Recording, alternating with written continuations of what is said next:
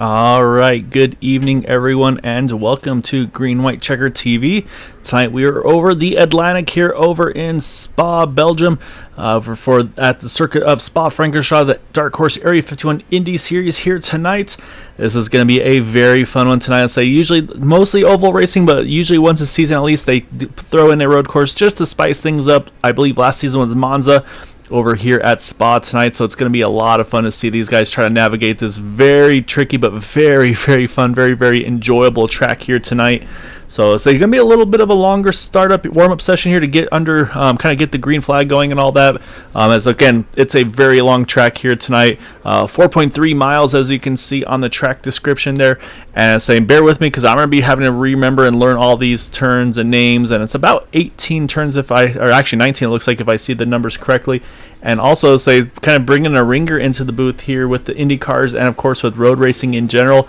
And that is going to be Andrew Wood, who's going to join me tonight. So Andrew, I know you're getting your lap around there to get your warm-up lap done so we can start. We're going to hop on board with your car soon to kind of go through a lap here. But I mean, you've done your fair share of racing. So while you're doing that warm-up lap, take us through like what do you change of your approach between the road courses and the ovals? I mean, how different is it for you when you're racing these cars here versus at an oval, let's say at Michigan? Yeah, when you're racing at a road course, it takes a certain level of dedication and focus in particular to make sure you're hitting your apexes properly and everything like that. And, you know, when you're racing at a road course, you always have to worry about people kind of racing around you as well and minding your gaps to make sure that you're keeping all sorts of good gaps to cars around you and make sure you check your pace compared to everyone else. But yeah, so we're here at Spa Francorchamps. That's La Source. I just went through turn one there. You're going to want to get on the gas really flat here. This is a completely flat straightaway. So you're going down to Eau Rouge Radillon complex here. A lot of commitment on the uphill there. You want to stay flat as best you can. You're staying flat down the straightaway. Make sure you're staying in the draft of whoever's around you here. We're going down to Lake Home. You want to take a little bit of curb here on the left side on the braking point to try and maximize your entry speed. It takes a little bit of throttle modulation to get through these two corners a little bit, but once you get onto this straightaway here down to Bruxelles, you want to get back on the loud pedal again. Down here we got Bruxelles, which is a off-camber right-hand sort of turn, so you want to try and stay as far to the inside as possible until you get to No Name Corner here. A little bit of an awkward entry because you can't really see the entry too well. Get back on the throttle down here to Pouhon. Another blind sort of entry, just got to make sure you hit your mark and wash out to the right side as you saw me do there. Down here at Campus, it's a little bit of a deceiving corner on the entry because it looks like you want to turn early, but you actually want to turn late, hit the apex late there, get back on the throttle on the exit to run over the curb there. Then you get down to the bottom of the track here at Stavolo and get back on the throttle early here. A lot of commitment on this right-hander, but don't wash too far to the left like I did there. And you're back on the throttle, full throttle, all the way down this long straightaway here. Coming up to this famous corner, Blanchimont here, this left-hander that I'm coming up to. You want to stay as close to the inside curve as you can so that when you wash out, you're good. Coming to the last chicane here, same sort of thing. To open up your corner, you want to stay as far left as possible. Very, very slow chicane, very, very easy to overshoot it or miss the entry there. And then that's a lap here. I was going to show how difficult the pit entry was there, but I missed it. Oh, that's all right. Unfortunately. Well, no, we'll have you. So you can just run another lap. I'll say because while you're talking, I say, well, let's say we're on board with you there. Now we'll kind of watch from the outside view because again, the scenery of this track is just completely breathtaking. But no, and you're spot on with what you're saying there, Andrew. And some of those turns, like I said, the commitment is, I think, the one that's the biggest thing tonight. And like you said, also needing to make sure you don't wash out and all that because incident points are going to be in effect here tonight. So basically, it sounds like every 17 or I should say, the initial 17 incident points. If you go off track, of course, that's usually one. So basically, if you do that 17 times, you're gonna get a drive-through penalty here, and then every 10 after. So, for instance, if you get to 27, you're gonna have 2 drive-throughs over the course of this race. So that's gonna be something that's gonna be very, very important for these drivers. Try to minimize the mistakes here this evening to be able to kind of nail their pit times and because I think fuel is also gonna be a critical one here. Hearing the field number is really, really tight on the number for maybe being a 2-stopper if they can work an extra number. Like I said, like you showed right there, if you go a little bit too wide there, that's going to show an off track, obviously, on your side.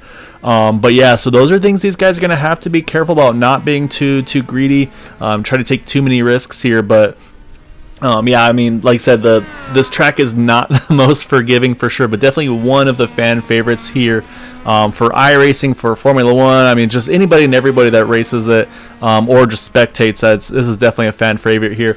We're going to hop back on board, though, with your 64 machine because you're coming back down that back straightaway here. And as I say, now you can show again how treacherous this pit entry is going to be. Because like you said, it's not an obvious one to say when you came into the bus stop chicane right here. Instead of turning right then left, you got to make that sharp right, and then you got to go straight, and then it's almost like you said, a blind left. Try to find the middle there, and then you can kind of hustle until you get to those yellow cones right here for that pit speed limiter. So yeah, so that is not the easiest of pit entries here tonight. So that could also be one to be a cause of concern for. Are using the Formula version of the Grand Prix, I should say, version of the pit stall. So in that sense, they'll be able to come right out like you're doing right here. They'll see the cone there. They can drop the pit limiter. And then once they get clear, they'll be able to go out right there at the blue cone and kind of merge with the field. So some of the endurance races, you have to actually go through both set of pit stalls there. So yeah, so that's always a different one as well. So it's going to be fun to see what these guys are going to have in store for us, though, Andrew. Appreciate you doing the lap. And while you kind of get settled in over here, we'll pull up our points for tonight, coming into tonight's event, as it's right now a tie for the lead between Nick DeGroot and Jeff Heisong. The streak has been broken, though. They finally are not the only winners, as Craig Forsythe got a big win last week, jumped him up 4 positions into the top 5. But again, right now it's pretty much the Nick and Jeff show because they got 66 points over Joseph Morales, 81 over Eric Peterson, 86 over Craig Forsythe, and you see 89, 94, 91, 94 all the way down to 8th Matt Wagner. So it's going to be a stretch for those guys. We do still have the drop week in play, but there are no playoffs, anything like that. So it's a season-long competition here. It's going to be fun to see as qualifying still continues on, which actually looks like might be just nearing completion here, Andrew. About a minute left here in time. It looks like pretty much everybody's put their laps down that wanted to. So it looks like we're going to have about 11 drivers put a lap down. And it looks like 3 opting to start from the pits, including start from the back, including Jeff Heisong, importantly, Joseph DeCiro, and Chris Matthews, with the championship contender of Nick DeGroot there up in 3rd. If I could just jump in really quick here, Gael, I noticed when I was doing my second lap there, you noticed I went a bit wide at Puhan. It looks like this qualifying setup that these drivers are going to be using tonight definitely was really putting a hamper on those red tires. I felt a lot of rear slide when I was actually trying to do a proper lap there. So, yeah, you were mentioning before that the tire compounds are going to have a certain impact here tonight, and I can already tell based on how the setup is that a lot of these guys are going to be running that the red tires likely might not last as long as they think they will. I had a lot of slide there, so that was pretty interesting to notice. No, that's going to be a good thing to know. As I say, now that's going to be the difficult decision for these drivers. What tires do they want to start on? But before we get to that, let's pull up our starting grid and actually look at this. The top 3, if my timing and scoring is showing correctly here, Craig Forsythe, Luis Gonzalez Nunez, and Nick DeGroot are all within 1/1000th of a second of each other. I'm not 100% sure that's accurate, but showing Craig at a 156.291, identical to Luis, and then Nick DeGroot 1/1000th off. Then you got William Gunn a 10th down. Matt Wagner rounds out our top 5. Then Jim Herrick, Covey Moore, Dan Marrera, Yari Brupacher, Eric Peterson are top 10. And then Chris Jabot there in 11th. Obviously, Andrew not 12th. Let's say he put that lap time in, just kind of doing us a favor there, doing us a solid to kind of and show how to run a lap around here. So that's going to promote Jeff Heisong, Chris Matthews, and Joseph DeCiro up a position. So it looks like 14 starters here tonight, Andrew. 31 laps. And again, we talked about the fuel mileage is going to be definitely one to watch. And one benefit for these guys, though, it will be a short grid. As you can see, the driver's already back down on the backstretch, a.k.a. Blanchimont. So I'm going to work on trying to remember. I've got my little cheat sheet up with the name and the turns and all that. So I'm going to do my best here tonight. But yeah, so I don't know if you can verify that for me, Andrew, or not. But if those top 3 are as close as they are, that is incredible for almost a 2-minute lap. Yeah, I can say that that's exactly what I see on my side, too. The top 3 there, Forsythe, Nunez, and DeGroot, all very, very close. A little bit of a disappointing lap from Covey Moore there. we kind of expected more from him, but maybe he has a different strategy to maybe stay in the back and save some fuel like we were discussing before. Yeah, that's the great point is say, so if anybody tries to do the long grid, if you will, or sorry, the long fuel run approach here, they're going to pretty much want to be in the draft, I feel like, and that's going to kind of come into play is the push to pass. I am looking at the tires on these cars, and not a lot of reds is what I'm seeing, Andrew. I do see Nick DeGroot on the reds. I see, I believe, Covey Moore on the reds, and then Chris Matthews, and then from everybody else, all on the back there, all primary black tires. So we'll see. Maybe the alternate reds are going to try to do that quick, like you mentioned. The kind of they lose the grip later on, so maybe a quick stint, like let's say run 4 or 5 laps, take those reds off, run blacks the rest of the way, as those tires will be a little more kind of consistent throughout the course of the run. So it's going to be fun to see here, and say we're going to have one of the first races here with Area 51 over at Spa. Yeah, I'm very interested to see what happens with Nick on these red tires. Is he going to move fast? I guess you have to move fast if you're going to go for it, but looks like we're going to go green here in a second. Yeah, pace car's up. Everybody's trying to get situated here because it's a really quick run to the start-finish line. Green is out. And man, Nick DeGroot right on the gearbox of Craig Forsythe is going to peak entering turn 1. Craig's going to hang on for the moment. Look at William Gunn running way wide there on the exit there. Say they do have the kind of the extra space to get away with it, but looks like everybody's so far so good as they go through Eau Rouge for the first time. Yeah, it looks like that. Like I was mentioning before, the cold tires are really going to catch people out there. Oh wow, Craig almost lost it there. Yeah, I noticed that. Yeah, it looks like we got one guy in the it's Covey. He's actually trying to move right now, so his qualifying really was kind of a mistake. So he's going for it. Yeah, I think Craig lost so much momentum as well because he just had to basically not wreck that car. And there goes Covey though up to second. So started 7th up to second after just a couple set of turns there. That's a great start for the teammates there with the Motorsport Com livery on the back side of the 87 and the 89 there. So and these are 2 red sidewall tires here. So this might be their plan is, hey, let's just try to run away, use these reds up, and then we'll see when they hit for the first time for the blacks. So. But yeah, right now, a great start by Nick and an amazing start by Covey to get to that second spot. Yeah, it couldn't have worked out better for DeGroot and Moore there. They both picked up spots when everyone else around them seemed to lose them. So let's see if they can check out here on those red tires and see what goes on from here. Yeah, so now, like you said, it's got to get the temperatures in the tires, kind of get yourself in a rhythm. But for Luis Gonzalez, obviously, he doesn't really have that opportunity right now because he is completely hounded right now by that number 14 of William. Oh, Wagner's on the grass. Oh, yeah, Wagner's off, but looks like he got away with it once again. But again, losing all that momentum, losing all those positions here. So he's going to have to try to catch back up a little bit. And you see Chris Matthews cutting him a little bit of slack. But yeah, that's unfortunately a tough break for Matt. Now down 6 positions from his starting spot. And that's going to be tonight, is trying to keep in touch with what's going on where. And it looks like no pit stop. So it looks like everybody gets through lap number 1, no damage. So no front wing changes, anything like that. So that's good news for these guys. But up front, you mentioned that breakaway, and that's exactly what we see right there, though. It's about now 2 seconds between Covey and Nick, back to Luis Gonzalez here. Yeah, it looks like Matt gave a lot of room contact there. Big contact for the 14. Yeah, you don't want to go side by side through Eau Rouge. That is never a good option. And unfortunately, it looks like it's going to be William Gunn getting the worst of it. Has to take a tow. Let's go back and take a look because that was the battle for that 3rd position. So you see the 14 here. He gets the run off of the 14, or sorry, the 15. Let's hop on board. And actually also on the push to pass here as well, just for kind of good measure, try to get that run in. But then this is very infrequent. This goes very well here. As you can see, it looks like he has the nose ahead, but then actually a lot of net code as well there. And unfortunately, just nothing at that point the 14 can do. And he's just going to make a big impact with that wall there. And, Wellencar just barely snuck by him there. We'll have to see if anybody else was involved here, but we'll jump back live once more because William Gunn is on pit road. But yeah, that's kind of the spot that just unfortunately there's not a lot of room for margin for mistake. Yeah, it seems like lap 2, you got to take a risky move to try and get by someone you feel like you're faster than. But going up through Eau Rouge is just such a dangerous thing to do. You have to have a lot of trust on the car next to you, and unfortunately, the trust that he felt like he had with that the driver next to him there is probably going to stick in his brain for a bit longer this season. Yeah, and that's a good point too. Is these guys race with each other pretty much all season long. I say obviously 12 weeks and kind of a quick off season, then right back to it. So I feel like you probably get at some points like, okay, I can trust this guy. I probably got to be more careful about this guy. As we're watching a really good battle here, Eric Peterson right there, Jeff Heisong, Chris Matthews, and then Matt Wagner, Chris Jabot as well, all hitting all right there together.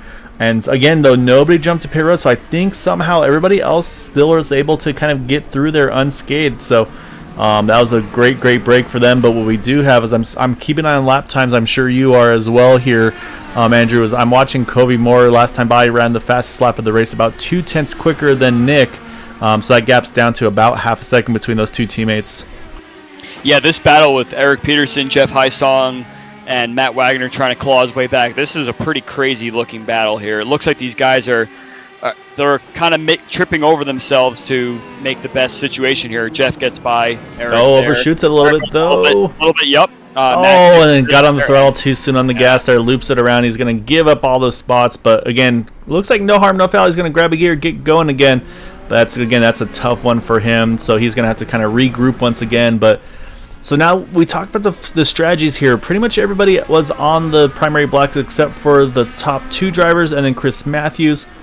Do we think anybody's going to try to kind of just ride and really aggressively save fuel in these cars to try to make that, to kind of cut that one pit stop out? Because it sounds like 10 laps on fuel is a no-brainer. 11 is a lot to ask for when you've got a track as long as Spa. Yeah, you're going to want to make your 10-lap stint the red stint for sure, especially if they fall off as much as we think they do. I'm watching Craig Forsythe right now. He definitely feels like he's in a good spot, just tucked in right behind Luis Gonzalez Nunez here. He's going to be doing his best to save fuel on this stint. You can mark my words there. He's going to just be kind of hanging out, watching the rest of the race unfold ahead of him. He knows the two leaders are on reds. He's going to be doing his best to just make up as much fuel here as possible. Craig being known as one of the top guys for fuel saving in this league. Yeah, Craig is definitely a fuel-saving machine, and talked to him a little bit pre-race, and he mentioned that, yeah, he was a little bit worried about the fuel numbers, so we'll kind of keep an eye and see what he's able to do. I think that's going to be the big question is who do we see pit at lap 10, who pits at lap 11, so on and so forth. Can confirm, though. Yeah, I was about to say, yeah, William Gunn back on track. Unfortunately, that long tow. But amazingly, though, that long tow looks like only puts him down a lap. To, again, just shows how long the laps are here at Spa. But right now, though, I'm still watching this battle between our top two here. I'll say kind of Kobe Moore, the ringer, if you will, the road course ringer here. I'm wondering if he's just kind of using the draft to keep within range of Nick DeGroot here, not having to push too hard and just using that draft to stay within distance. But again, maybe saving fuel here on this red tire stint. So it's going to be fun to see what these guys have going on here. As Craig Forsythe is closing that gap on Luis, though, that's within half a second, one of our closest battles on track. A little further back, you've got Yari Brubacher trying to close the gap on Jim Herrick. And then Chris Jabot and Chris Matthews will say these two, they've come on recently, but they've come on pretty strong as they finishing third and fourth at Gateway in their opening race. So right now they're both in the top 10 here. I know both of them were pretty excited about what this track was going to unfold for them. But yeah, right now everybody's it's kind of what we expected here as well, where things are going to spread out over the course of this race because just the nature of road racing, and of course usually pretty much no chance of yellows here. So right now, like I said, the closest battle on track are these ones right here between that 83-92, the 40 and the 49, and then the 15 and the 27. Music to my ears, Gael. Bring me into a broadcast with single file racing going on to indoctrinate me into what's supposed to be really difficult task that you undertake every week. But yeah, I'm watching the Nick DeGroot Kobe Moore situation here. Kobe does look like he's falling back a little bit, which leads me to believe that Nick is really pushing to try and keep this lead right now. Kobe could easily just sit right behind and save some fuel, save some tires, but last lap it looks like Nick was 2/10 faster than him. So I think Nick is really going for it because he knows that these red tires are not going to last as long as the black tire drivers in third and fourth. So it'll be interesting to see what their pit strategy is going to be, if they're going to make it all the way to lap 10 or 11, or if they're going to be sliding around by then. Yeah, and I think that'll be also, like I said, is to kind of see at what lap kind of the tire switch falls, but kind of between the front runners with the reds and then the third on back with the black. So That being said, though, Yari has definitely got up to that number 40 machine of Jim Herrick, so Yari's going to definitely be trying to put some pressure on here. Definitely kind of put that trial by fire at a very difficult track here, and saying, definitely a different sort of racing compared to what we're used to here with Area 51. But like I said, hopefully we'll be able to steal you for a couple more, because it's really fun to have you. It's really good to have all of your insight, which we haven't even really been able to pick your brain a lot about, because this is one of those races where there's a lot of buttons and knobs, obviously at the oval races. But then you add into the strategy for the road courses, the tire strategy between reds and blacks, and then of course also the push to passes that we've seen already in use a little bit tonight. So those I think are going to be ones, of course, also where if you're going to be trying to do kind of the double stop that we expect most drivers to kind of do, the extra stop to make it on fuel, versus the two stopper that maybe some fuel savers are doing, kind of what's the risk versus reward of not kind of doing that extra, or I should say using the extra kind of power on that push to pass. Yeah, for sure. You only got 10 of them, so you got to use them sparingly. But right now I'm watching Craig Forsythe and Luis Gonzalez Nunez, whereas before I thought Craig was trying to save the fuel in the tires. It actually looks like he's trying to go for the position here. He's really hounding the back of Luis Gonzalez Nunez here. And I think Craig might actually not be trying to save as much fuel as we think. So this will be interesting to watch when he pits as well. Yeah, I think that's going to be the big question mark here is, when do we see the drivers hit pit road? Like, to me, I honestly thought that the red tires might hit pit road already, kind of just use up the reds, and then, like I said, then just go kind of the primary blacks the rest of the way, run kind of the more consistent tire. But right now, the lap times are showing that it's not a bad tire to be on right now still, because it was a 159 flat for Nick DeGroot, 59.37 for Covey Moore, and it's a 59.90s, 59.60s for pretty much them on back. So the switchover hasn't happened yet, but also could just be the outright pace. It's getting close for sure, because Nick slid all the way through Lake Home. The right, the left, and the right again. The back end of his car was fishtailing big time. So those reds are definitely starting to fall off now for sure. The question is, can he hold on to them for another 5 laps? Through Pujon, another big slide there. Yeah, so that's right. So maybe, like I said, is it the strategy, okay, I'm going to use these, basically kind of run them hard and run them and then just jump off of them? Or, is he going to have to back down his pace to kind of keep him in a managing temperature to the end? So Chris Matthews is in the wall down yeah, some pretty significant damage there. Looks like he's going to have to go ahead and take a tow. And Chris, I'm sorry, we're going to go take a look, see what happened to you on this one. I say he was a little nervous about this, and just a little bit of curb on the exit, and front suspension. There's not much limping back from that one. Has not been the only one to have some troubles on track, unfortunately. So he's going to take that long tow. Hopefully use that fast repair, as again that battle you talked about for third though continues here with Craig. Also got to give a shout out to Boomer. Appreciate you chiming in here. And so over here helping me is Andrew Wood, one of our Indy perennials.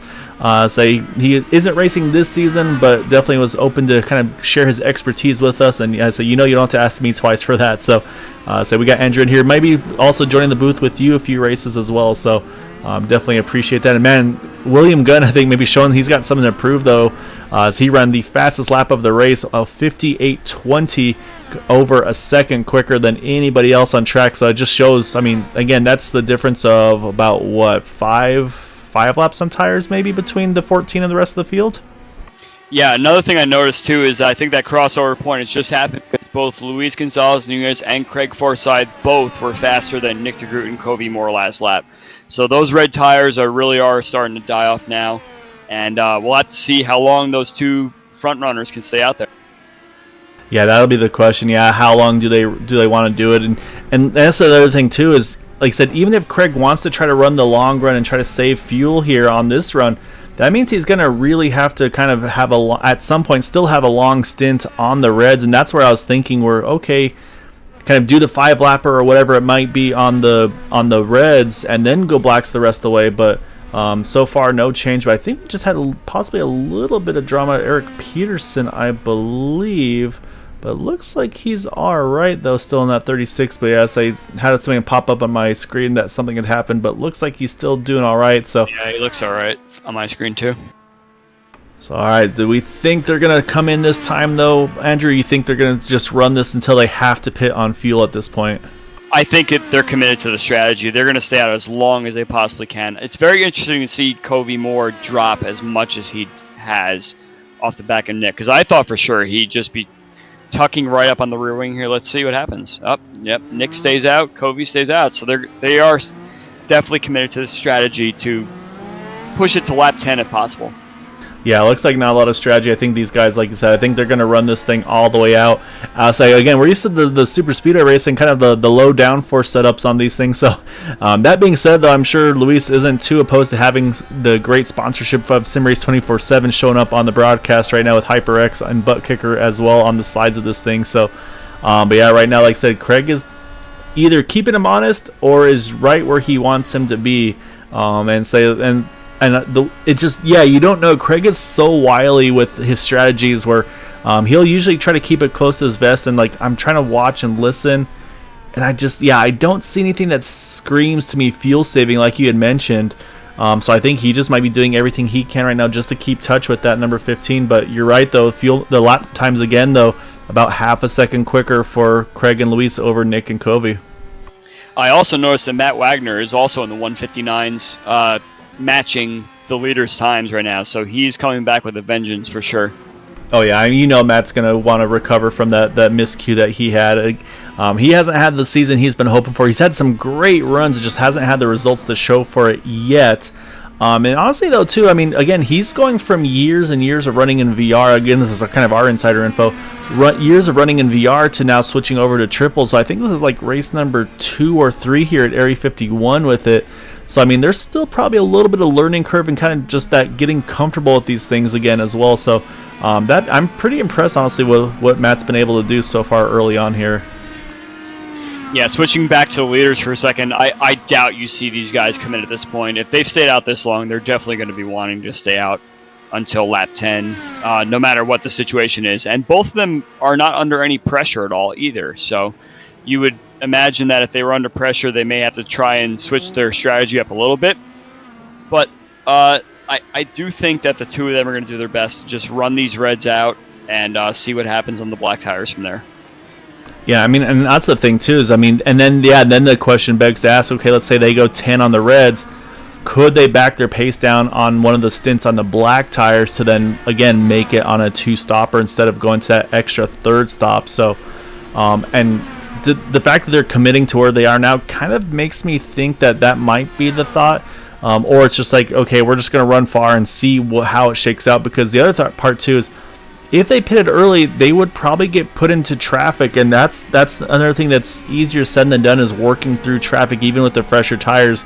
If you catch them at the wrong place, you're going to probably lose a good 2 seconds if they're having their own issues on the racetrack. So I think that might be a bit of a reasoning as well.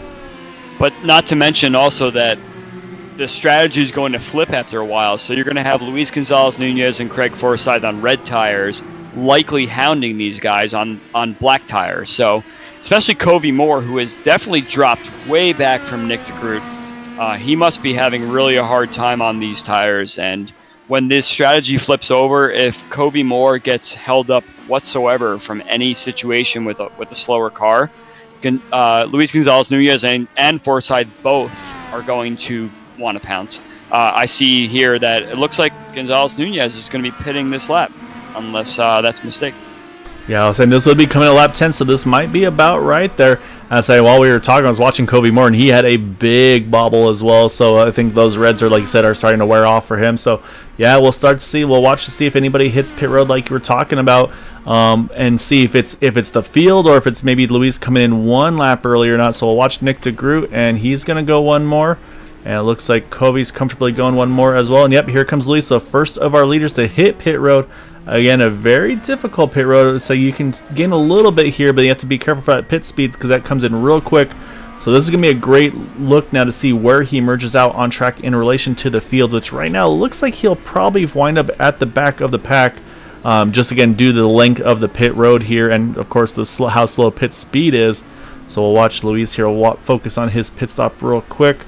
So it will be a quick stop. Looks like he's switching to the reds, though, here. So there's our answer for when he's going to go on to the reds.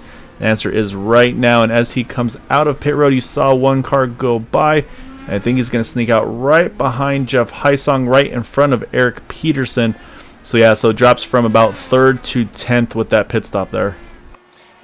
Few things. Yari Brubacher has just gotten by Jim Herrick down Camel Straight. Great pass. He set him up right through Eau Rouge perfectly. Perfectly done pass with the draft and everything. So move one spot up for Yari Brubacher.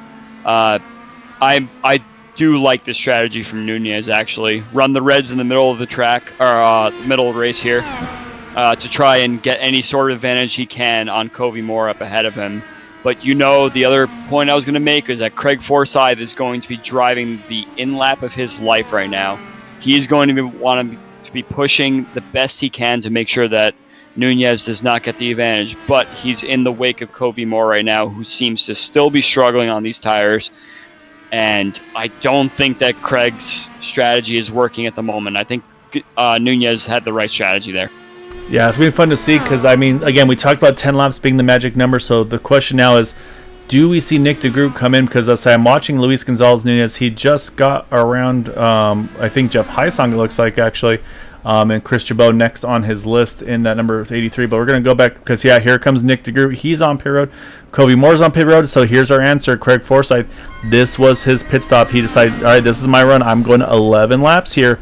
And so he is going to try to make it. And I'm looking behind him, and I don't see a single driver. Oh, nope, here's a second one. Dan Murray, one of his teammates. He's going to try to make that fuel number as well. So we have at least 2 drivers now here, Andrew, who are going to try to make the 2-stop strategy happen. I'm looking the rest of the field. Chris Chabot is in. Jeff Heisong is going to stay out. So Jeff's going to try to run along as well. So we have 3 now. So we do have a few takers. So we got the mixed bag right now. It's going to be fun to see pace versus fuel mileage. Yeah, this is Craig Forsythe's money lap right here. He had the lap held up by Covey Moore before. This is the lap he needs right here. He needs to have the perfect in-lap to make sure he gets any sort of chance of challenging Luis Gonzalez Nunez, because he got held up big time by Covey Moore on that last lap there. Yeah, speaking of Luis Gonzalez on the button here, trying to get around Covey Moore. It's going to be a braking duel, and it looks like it's going to be Luis able to get the red tires around and grab that position here. So he will grab that position, move himself up into 4th as they run. It'll eventually be a net 2nd once Jeff Heisong, Dan Morera, and Craig Forsythe hit pit road. So so now we got to watch Craig here because he's still got a little bit more to go until he hits pit road here. And then that'll be the question is, where does Craig come out in relation to these guys? Because like I said, he needs to still be within kind of touching distance.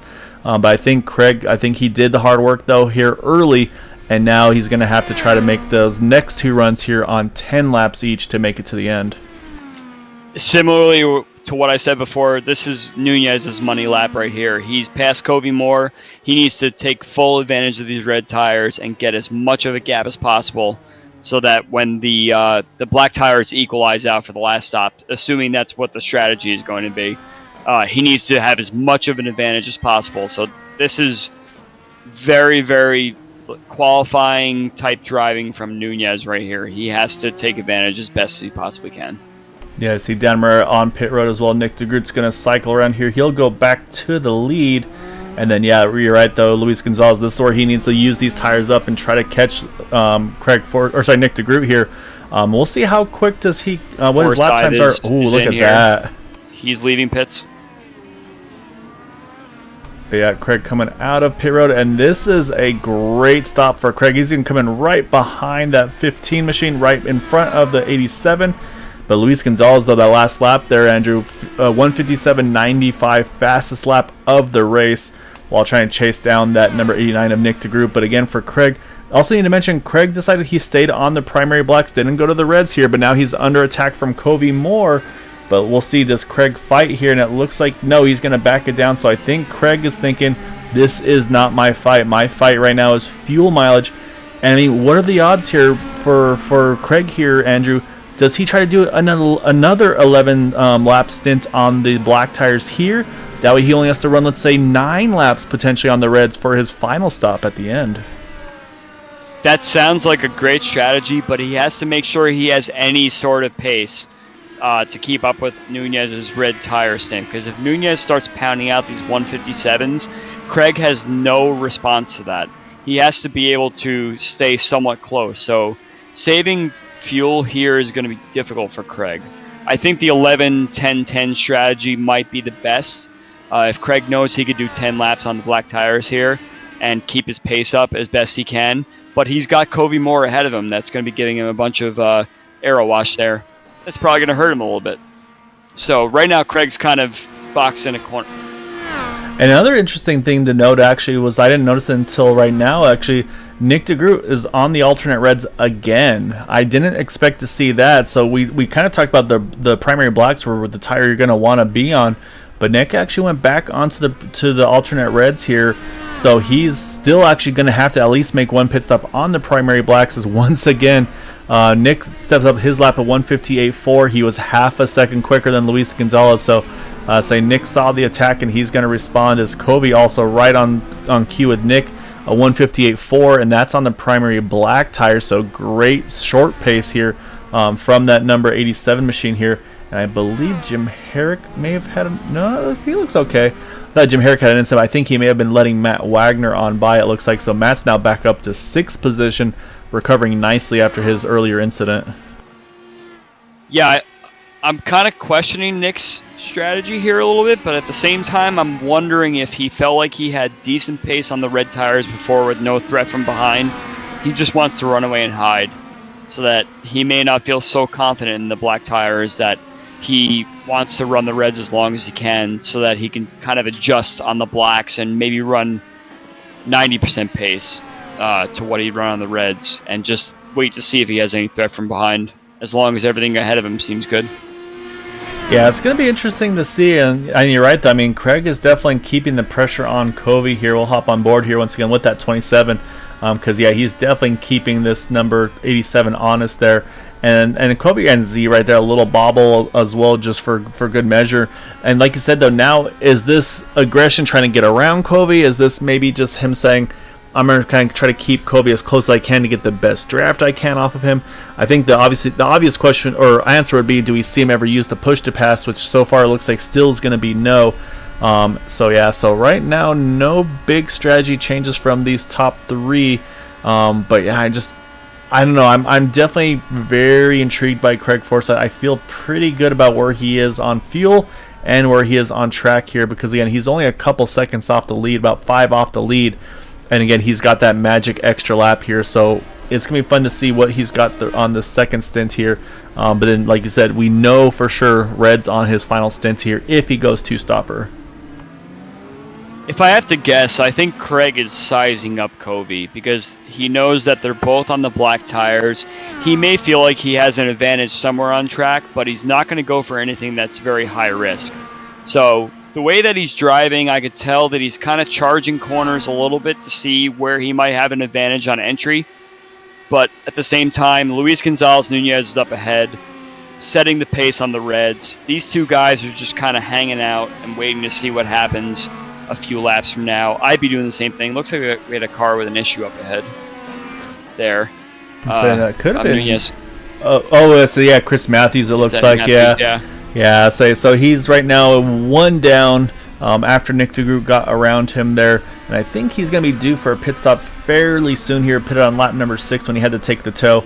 But I say Chris, knowing him, I'll say he's going to try to find a safe spot to let these guys on by. But that's another thing too to mention, though, is when you've got the field kind of just gunning down after you, it almost kind of forces you to push a little harder than you'd rather do, because you're like, I don't want these guys to catch me in a bad spot. I got to try to hustle to not have that happen, because he's going to want to wait till Blanchemont in the back there to let them on by down the straightaway. And I think he's going to succeed in doing so. You see a little bobble there as he tries to nail the power down. So now you'll see Luis and Covey and them go after him. Covey went very wide there. Craig might try something down here in the chicane. This will be very telling of what Craig's strategy is, because he definitely has the run and he can make the move. But I think if he wants to just save he's saving the fuel for sure. I could tell. So this looks like 11 and 11-10, or 11-11-9 almost at this point, possibly. Yeah, so it looks like Craig may just want to run the reds at the end. He might feel comfortable if the track temperature comes down and all, that the reds might last a little bit longer. But Luis is not running away on these red tires like I thought he would be doing. He seems to be kind of hanging a bit, making a few mistakes here and there. Chris Matthews up ahead. That last lap might have thrown his rhythm off a little bit, which I mentioned in the qualifying session. You really need a ton of rhythm here, and you need focus and being able to have confidence in what you're doing. But I think Craig is definitely fuel saving again, and he wants to have the best shot at the best amount of tire life that he possibly can to finish the race. Yeah, that's exactly right. So I really like where Craig is sitting here, because to me, I think he's going for another 11 lap stint, and then that way there's absolutely zero questions of fuel concerns at the end of this thing. And then like I said, and even that way he has the fuel to burn, where maybe he then can use the push to pass if he has to, because you're not abusing the tires in the turns with the push to pass, because I say he can use it on those very, very long straightaways we have here at Spa. And get a lot of extra top end there. So we've been focusing on the top 4 a fair bit. Let's drop back to 5th here. Jari Brupacher, right now one of our highest climbers there in the 5th position. He's got about 6 seconds to Craig ahead of him. Matt Wagner, though, is closing the gap behind him, though, in that number 6 machine in 6th position. He's about 0.6 quicker than Jari that last time around. These guys both pitted at lap number 10. Jim Herrick sitting in 7th in that number 40 machine. And then in 8th is another one I got to watch here. Dan Murrah pitted at 11 with Craig Forsythe, as did Jeff Heisong in the 18. So these guys, unfortunately, don't have the track position like the other guys like Craig has up ahead of them. So even with one last stop, it may not come as good of a result for them, but we'll have to wait and see how that pans out. Chris Jabot sitting in 10th, one spot from above where he qualified. And then 11th, you've got Eric Peterson, who right now is the last car on the lead lap. And then unfortunately, we saw those early tows for the 14 of William Gunn and the 92 of Chris Matthews. They sit 12th and 13th, respectively. And it looks like Joseph DeCiro actually did not make the race here tonight. So unfortunately, he will be marked in 14th position. So that is the drivers, 13 drivers that are still on track here, as we'll jump back up, though, to this top 3 battle, because these guys are hard to look away from. Yeah, I wanted to comment on Matt Wagner. It looks like he kind of stabilized out a little bit. He's still running a little bit faster than Jari up ahead of him, but he has definitely lost touch to the top 4 for sure, whereas it looked like he was really charging before. So if he started the race on the red tires, which I'm sure he did, he definitely lost touch somehow. That might have been some traffic situation, but I know once he got by that Jeff Heisong, Eric Peterson group there, he was starting to close up a little bit, so I'm not really sure what's happened to him. Maybe he had a rough pit stop, but I see Luis Gonzalez-Nunez missed Bruxelles there, and I have to say that Nick de Groot's times right now, he's not pushing by any means, but he's definitely maintaining that gap, and as long as Kobe Moore and Craig Forsythe are behind Luis Gonzalez-Nunez, they're hemorrhaging time to the leader. As you see, Kobe Moore is going for a move right now. I think Luis might have cooked his tires. Yeah, it was a great move and great timing there by Kobe to get that position. So now the question is, for Craig, we know he's been riding pretty much behind Kobe. Does he feel like he can do the same now behind Luis, or does this a time where he says, I got to probably get around this 15 to keep up with that 87? So, as once again goes wide here. So like you said, this could be an opportunity for Craig here. Although, again, got to watch it, because it's kind of, you're going to have both these drivers having a draft. So we'll watch Craig. And this time, I don't see him rolling out of as much. So I think Craig probably wants to make the move. He has to make the move here. Yes, he has to get by, because he knows that he could probably outdo Kobe. Luis outbraked. I saw immediately as he hit the brakes that he was not going to make that corner. And there goes Craig up into 3rd place. And that was the exact thing Craig wanted to see happen there. Because you're right, though, because Craig now needs to keep pace with Kobe. Because, like I said, they're both on the primary black tires, so they know the pace fall-off isn't going to happen to them as bad as it does to Luis. So, so I think, like you said, that was critical for Craig in his fuel mileage approach, and B, for track position. Because, like you said, though, Nick de Groot, we haven't even been talking about him for the last 5 minutes, because he's just gone. He's almost 6 seconds up, and saying he's talked about, he feels like the road courses were kind of his struggles. He felt like he didn't really have the pace on the road courses like he does at the ovals, but he must have been doing something either before tonight's race or during the offseason, because it seems like his road racing pace has definitely increased dramatically. I had to wonder if Luis Gonzalez-Nunez's pace was really holding these guys back from what they really could do, because I do believe that Craig and Kobe could keep pace or even go a little bit faster than Nick, especially because Nick is on another stint of red tires. Those tires must really be screaming right now. So look to see if Kobe and Craig can close that gap a little bit. It looks like Kobe in particular has really picked up the pace. He's really kind of slamming his sector times right now. Yeah, it'll be fun. So like I said, they're about halfway through the lap, so we'll get another lap around soon. That being said, we are halfway through here. Obviously, a 31 lap race. We got 15 to go, so we have made half distance here at Spa. I'm still watching the gap as well from Matt Wagner and Jari Brubacher. It's been slowly but surely closing. It's down to about 2 seconds now between those guys, and it's only 2.5 seconds between Matt and Jim Herrick there, who sits still in 7th, and Dan Moreira a couple more seconds back, 3.5 back to Jim. So. Again, I'm going to be very intrigued to see where everybody kind of cycles out after pit stops complete here. I think that's going to be a telltale to see kind of if this two-stopper is going to work for drivers other than Craig Forsythe, notably Dan Moreira and Jeff Heisong. I think Dan is going to be the one that kind of has the chance to gain the most in that 26. Yeah, shout out to William Gunn, too. He had the fastest lap of all drivers last lap, but unfortunately that incident early on in the race definitely hurt him. He's on the primary blacks too, which is kind of interesting. But yeah, he definitely would have been up there with these top three if not for that incident in Eau Rouge there. And I'm sure he's kicking himself for making such an aggressive move and putting so much trust in someone that he hoped would yield to him at some point there. Yeah, so just the way racing goes too. You wind up right together again later on in the race. That's the way racing is. You wind up always closer to the guys that you're with. And one thing that we do need to mention, you're talking about the lap times maybe holding things back a little bit. Last time by, Covey Moore was nearly 1 second faster than than Nick DeGroot there. A 59.60 for Nick, a 58.74 for Covey, a 58.70 for Craig. So yeah, the pace definitely coming back to these guys as they brought the gap still within 5 seconds. Again, I don't think they'll drop that gap to 1 to 2 seconds before pit stops, but it does show that there was a lot of pace left in that 27 and the 87 here once they got around Luis, because he's dropped about 4 seconds back off those two. Well, we know Craig's going to be on the red tires at the end. Covey is a question mark of what tires he might choose. It depends on if he's able to do any sort of fuel saving that last stint behind Nunez there. If he's able to go 11 laps, I'm sure he'll throw the reds on at the end too. I can only imagine that if Nick did 2 stints on reds, you can only guess that Covey would do the exact same thing. So Craig and Covey, you can predict will be on reds. Nick will be on the black tires, which he hasn't run yet. Unknown temperatures, unknown conditions. It could really come down to the wire here. Yeah, it's gonna be fun to see because, like I said, I feel pretty good about Craig on his fuel strategy. But again, we don't know. Like, we know he's done his 11 lap stint. To us, that should mean he's able to do 2 more 10s to the end. However, like I said, if he does another 11 laps, I think Jari Brubacher, yeah, he missed the bus stop there. He's trying to get this thing looped around.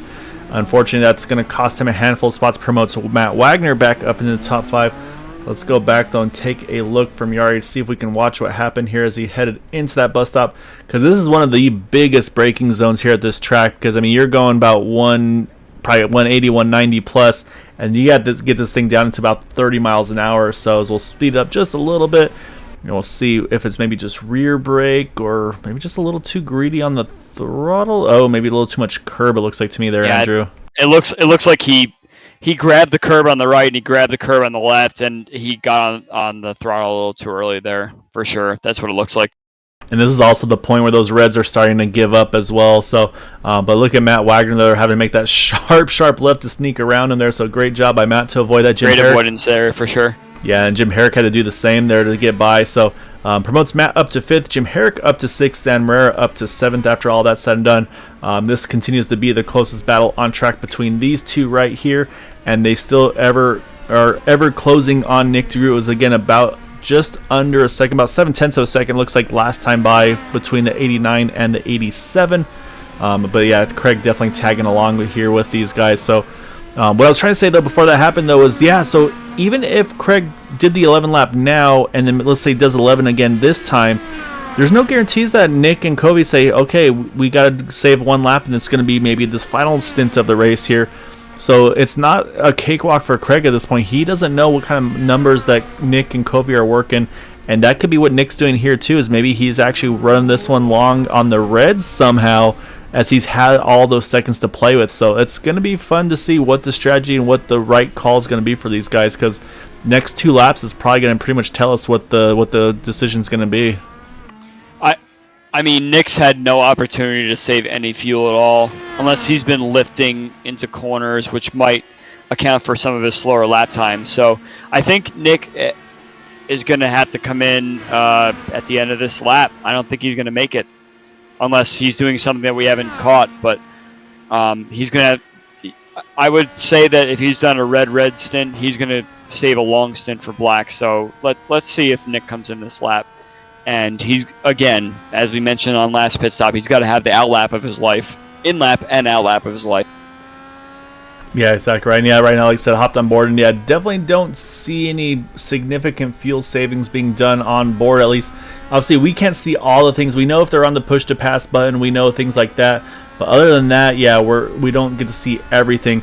And I think that would be a telltale, though, for them trying to kind of get their big lap in, would be if we see the push to pass kind of on the in lap, especially. I feel like that's kind of the time. If you're going to burn the fuel, burn it right before you hit pit road there, if you have that spare 10th gallon or two, probably. So what I'm going to do is once we get back down the over to Blanchimont, I want to see, we'll listen in to see and watch to see, is he maybe using that push to pass there, and that'll probably be our telltale for our push to pass.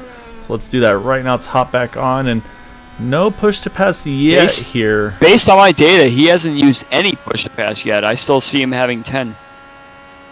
Yeah, so that's going to be a big thing to see. Unfortunately, on the broadcast side, we don't get to see all the info. So I don't know if maybe you have some software that maybe lets us kind of cheat a little bit. Unfortunately, we don't get to see who has it, but this will be a good answer right now. So if he ducks in, and he is indeed coming in. So like you said, this in theory will be that this next time by, that's going to be his long stop. And Covey's in too. So this is Craig again. He's going to go at least to 10 to go. I'm wondering, can Craig go to 9 to go possibly? We'll do one more time. Actually, I think we had a couple incidents on track here. I think Luis Gonzalez here. Yeah, I think Luis Gonzalez. I think Jim Herrick was involved as well. Yeah, we had a big incident here. I think I think Matt Wagner just hit pit road for his scheduled stop. But let's go back, though, because I think we missed something between, I believe, Luis Gonzalez and Jim Herrick here. So we'll focus on Luis for the moment. And we'll see where Jim Herrick gets involved in this one. I think Jim Herrick also called pit lane. It was a single car incident for Luis. Oh, you're right. Yeah, loops it around there, and there's Jim. Yeah, you're right. Yeah, Jim just gets around it. So luckily, just a little spin for the 15. I say not too much harm or foul on that one. But we're going to go back over to Craig, because when that was happening, I was going to try to watch and listen to Craig and see if he was using his push to passes to see me, like I said, kind of get that big in lap. It sounds like, from what I'm seeing, Craig still got all 10 of his push to passes as well. So interesting, because you're absolutely right. You want to try and maximize your in and out lap as best you can down these long straightaways, and it doesn't seem like these guys are using the push to pass if they're not mapped or something like that. Yeah, so I think, and for Craig, it might be, to me, if I'm going to same thing, I'm going to switch over to Blanchimont here on the in-car and listen and watch again. If he's on the button here, oops, wrong button. If he's on the button here, I think that tells us he's coming in this time. If not, I think he tries to stretch it one more lap. I think he's saving, because the other thing is, yes, he has to go on the reds, but he also then will have a little bit of fuel to play with as well, and that can mean his last stint he can be aggressive, whereas everybody else has to do their saving on the final stint. So I think Craig's going to stay out this time here, Andrew. I think he's going to come in next time by, but knowing Craig, he finds ways to prove me wrong all the time. And there he is. So we're going to have 2 11-lap stints for Craig Forsythe, which is going to give him a very nice and doable 9-lap stint to the end, where he can probably go on the full aggressive approach here to the end. I'm watching his push to pass as well, because I'm curious to see if he tries his best to maximize, because right now he's about 20 seconds ahead of DeGroot and 23 seconds ahead of Covey Moore. So he's either going to come out right between them or just behind Covey Moore, or just ahead of him, that Covey Moore will get him on the warmer tires. And Dan Marrera as well. Dan's going for the double 11 as well here. He's going to try to pit at 9 to go. And importantly as well, he's only 3 seconds ahead of Nick DeGroot, so he could actually wind up slowing Nick a little bit down on this lap. Not intentionally, but just by where he is. I can tell you, though, Yari Brupacher, Jeff Heisung, they pitted here with 10 to go. So they should be okay, but again, probably not quite at the number. But I got to tell you, though, Andrew, Craig Forsythe, last time I was his fastest lap of the race of 58.57. And that's this is like at the very end. Of course, he's light on fuel. But yes, I mean, that tells me he was definitely saving tire as well. Yeah, you have to imagine that as soon as he was starting to save the fuel behind both Nunez and Covey Moore there, he was definitely doing his best to save his tires for the very end. So the black tires must really come in right at the last second there for the fastest lap. Yeah, so it's a great lap for Craig. And Chris Jabot also on pit road in that number 83 machine at 10 to go as well, so he should be good. Let's hop on board. And again, the button not on here for Craig, so maybe doesn't have the amount of fuel to even make it that little extra fuel burn. He's probably having to play it safe maybe to make it just onto pit road, or he's decided, you know what, I want to save all my push to passes until this final stint when I got those reds. So I suspect we'll see him hit pit road here, so we'll stay on board here and watch the pit road entry. And it looks like, yep, there's the right-hand turn, then back to the sharp left, and it looks like he's going to get in safe and clean. Now just got to make sure he doesn't speed. Yeah, the gaps have been the same to Nick and Covey all lap 2 for what I'm looking at, so he definitely is running the same lap time as them, but we'll be able to see the monster lap time for both Nick and Covey on these black tires, if they're a monster lap or not. Yeah, Dan Marrera also on pit road. And you're right, though. That is something to note, though, is that, yeah, Nick is on the blacks like we suspected. Covey as well. He decided he'd go to the black. It was a 159.18, whereas Craig just rolling out of pit road now, and I think he's going to cycle in right behind Covey Moore here. So now let's hop on board with Craig here as he builds up speed. And again, how Covey's aggressive. on push to pass. Yep, Covey's on the button here. He's trying to break away from Craig here because this is kind of his chance here. And Craig, again, staying off the button. If Craig is smart here, he go on push pass as well, but he might be unsure of what the red tires are going to be like. You're going to see a big push here in Lake Home. That's true, yeah. He's got these things up to temperature first, feel comfortable with them, and then get after him. But are you a little concerned with Craig saving the reds till the end just because, again, we know that there is the fall-off at the end of this thing? Or do you think, because now it's basically, it's the reds fall-off versus the blacks fuel saving, because Covey and Nick here, they have to go 11 laps on the stint to make it. Craig only has to go 9 laps, but he's on the reds. So this is going to be a chess match. From what I saw from Nick and Covey in the first stint, it seemed like the reds started to fall off lap 5 or 6 or so. So Craig really has a lot of time here to play with to try and find his way around Covey, who is definitely slower on pace at the onset of the black tires. In fact, you might see him try and make a move at the chicane here if he uses his button. Well, let's see if Covey uses his. Yeah, I say Craig still on the button. Covey not on the button either. So far they decided not yet. I'm a little surprised that Craig maybe didn't think he was close enough to make the move here. Maybe he wants to get a little closer, and maybe out of turn number 1, then he'll make the move out of Eau Rouge and Radion. So we'll see. But right now Covey still holds onto that spot. But I think the sooner he gets by Covey, the better. But maybe he decided it was too soon to make the move, because then Covey could try to kind of counter on him down the front stretch. So this is going to be fun here. I think this is where we're going to see it. It looks like Covey has closed the gap to Nick as well, so he's definitely pushing to try and get away from Craig because he knows Craig's on those reds. We'll look to see if anyone's on the button here. Yeah, still kind of cycling between them. Nobody yet. So far, no buttons. So Craig's on the button right now. There it is. Okay, so he timed it. He's waiting to say now's the time. Does Covey respond? Does he see it? Nope. Covey has not hit the button yet, so this is Craig's chance here. And he's going to get a great run. Covey's not going to make any big blocking moves, so I think Covey saw that was happening. And Craig going to jump into second position now. So now he's got to try to gain 2.5 seconds to get to Nick DeGroot now to have a chance to win this race. As further back in 8th position, Jeff Heisong goes purple. Fastest lap of the race, a 1:57.76. That's a monster lap out of that 18 machine. He's on the red tires, so it's no surprise that he's using these tires to their best ability, and also he's on the button right now going down Kemmel Straight. Yeah, I say Jeff, same thing, trying to get everything he can now. Again, he went at lap 21, so he went a lap earlier than Craig, but he should still be good to go now, 10 laps to the end. So I think everybody's saving the push pass till the end, kind of the opposite of what we see at IndyCar. Usually those guys, they're talking about how many got burned at the very beginning. They don't have anything to defend with or attack with.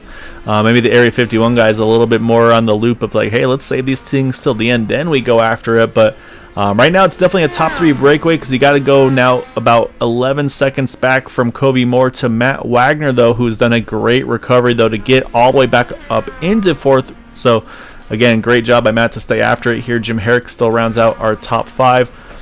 So at this point, yeah, now it's just who can basically go to the end here. We know that everybody that pitted at 20, we know they need to make this an 11-lap stint here.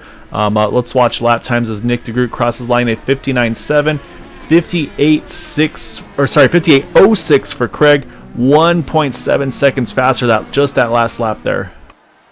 One thing I noticed, Luis Gonzalez Nunez has dropped all the way to 9th place, and I'm looking back at the replay now, and after that spin in the chicane, he towed back to pit lane, which I found weird because he didn't hit anything. I was wondering if maybe he was out of fuel and couldn't actually pull out from that situation. That is a very good possibility because, again, that was towards the very end of the fuel run, and so maybe that car being light on the brakes, maybe a little bit too much rear brake, yeah, that definitely could have played a role in it. So that's a tough one for Luis being up front for so long tonight, and then just before the last pit stop, everything goes wrong. And unfortunately, I can kind of feel for him because I had a similar situation last night in my own race not with Indy cars, but with stock cars, where spun out on pit road entry, was sputtering on entry, and then by the time the car kind of got to where I could try to get it righted again, I was out of fuel. I had to take a tow myself, so it was not a good evening for me last night over at Twin Ring Motegi. But still, a lot of fun, but just unfortunate mistakes and kind of exponentiated. Just got a little worse and worse after all was said and done. But right now, though, I say now Craig and Nick here. This is going to be a battle because if you're Nick here, do you maybe let Craig use his draft as save fuel and still use that tow to kind of stay in touch with them, knowing that his tires are going to fall off at the very end? I mean, how do you strategize this if you're that 89 car? Yeah, Craig is flying right now. He's 1.7 seconds faster last lap than Nick. And Nick has to be kind of playing every scenario in his mind right now of what he could do to win this race because he knows that Craig is on the red tires. He's coming for it.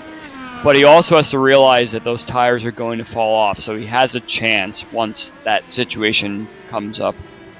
And yeah, I would imagine that Nick is holding all of his push-to-passes still. He has all 10 of them in the bank.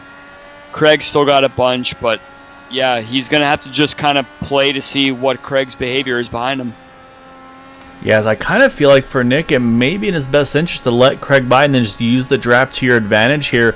And that way, then, like I said, at the end, when Craig's tires are maybe starting to get a little bit toasty, a little difficult to drive, then you make the move on the blacks while also using the draft for these couple, maybe 5-6 laps here to just save that little bit of extra fuel.